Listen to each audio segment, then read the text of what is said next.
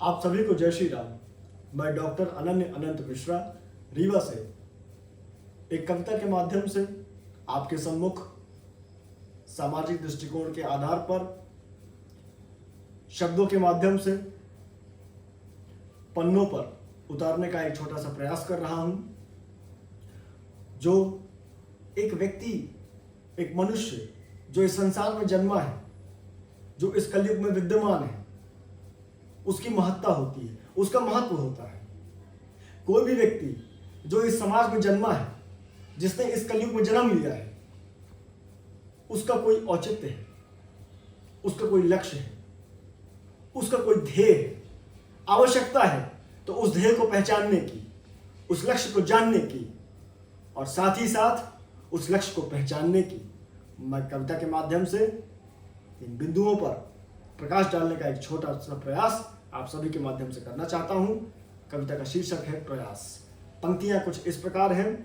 कर कर प्रयास ना हो निराश, कर कर प्रयास ना हो निराश, यही जीवन की परिभाषा है, उगता सूरज ही आशा है। कर कर प्रयास ना हो निराश, यही जीवन की परिभाषा है, उगता सूरज ही आशा है। कर्म भूमि में जो है जल में, कर्म भूमि में जो है जल में, उचित विचार हो सबके मन में, क्या खोया है क्या पाया है, कर्म करो क्या रखा धन में। कर्म की शक्ति दिव्य अलौकिक, कर्म की शक्ति दिव्य अलौकिक, जीवन की यही गाथा है। कर कर प्रयास ना हो निराश, तब परिवर्तन आता है, फिर परिवर्तन आता है। क्षण में पूर्व क्षण में पश्चिम, क्षण में पूर्व क्षण में पश्चिम, क्या उत्तर है क्या है दक्षिण।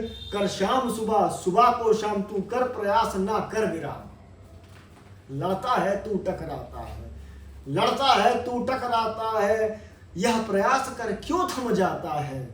खोल दे आंखें खोल भुजाएं, पथ में है चारों दिशाएं, शक्ति अलौकिक है जो तुझ में। ईश्वर ने सभी को एक शक्ति दी है।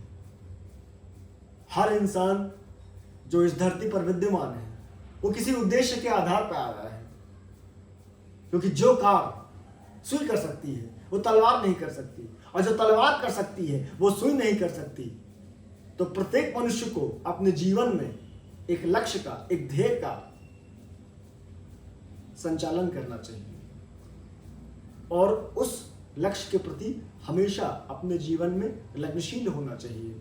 तो कवि लिखता है कि शक्ति अलौकिक है जो तुझ में, फिर तू क्यों कतराता है। कर कर प्रयास ना हो निराश, प्रगति गीत वही गाता है, विजय गीत वही गाता है। ला दे प्रलय दे कर विनाश, ला दे प्रलय दे कर विनाश, प्रतिकूल समय जब आता है, दांव खेल दे अपना ऐसा योद्धा वही कहलाता है, शूरवीर कहलाता है। दे चुनौती तू अपने मन को। संसार में अत्यधिक ऐसे मनुष्य हैं जिनके मन चंचल होते हैं।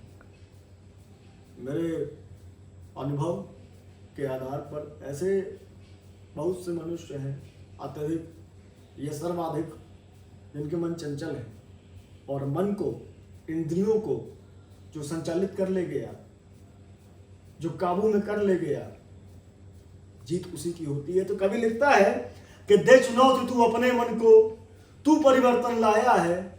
दे चुनौती तू अपने मन को, तू परिवर्तन लाया है, चुने लक्ष्य का पा लेना ही जीवन यापन कहलाया है। ये तो संघर्ष का हो गया। अब संघर्ष के बाद जो फल उस व्यक्ति विशेष को मिलता है वो बड़ा मीठा होता है। तो कवि लिखता है कि देख पलट के क्या था पीछे, देख पलट कर क्या था पीछे, तू नवयुग की परिभाषा है, शक्ति अलौकिक थी जो तुझ में, जग को वो दिखलाया है। कर्म पुरुष तेरा पर्याय, कर्म पुरुष तेरा पर्याय, स्वामी वह कहलाता है। कर कर प्रयास ना हो निराश, जग तेरा ही गुण गाता है। मैं अंतिम पंक्तियों के माध्यम से आप सभी से निवेदन करना चाहता हूं कि जीवन में एक लक्ष्य को निर्धारित करिए, एक ध्येय का चयन करिए। उस निर्धारित लक्ष्य, उस चयनित ध्येय के आधार पर जीवन में अग्रसर रहिए। आवश्यक नहीं है कि आप जिस दिशा में चले गए हैं उस दिशा को परिवर्तित नहीं कर सकते हैं, बिल्कुल परिवर्तित कर सकते हैं। और दिशा परिवर्तन से मुझे 4 पंक्तियां मैं अंतिम में आप सभी के समक्ष बोलना चाहता हूं कि दिशा वायु की बदलेगी, दिशा वायु की बदलेगी, तब परचम लहराएगा, क्षेत्र भी मेरा, मेज भी मेरी और मंच भी मेरा कहलाएगा। आप सभी को जय जय श्री राम।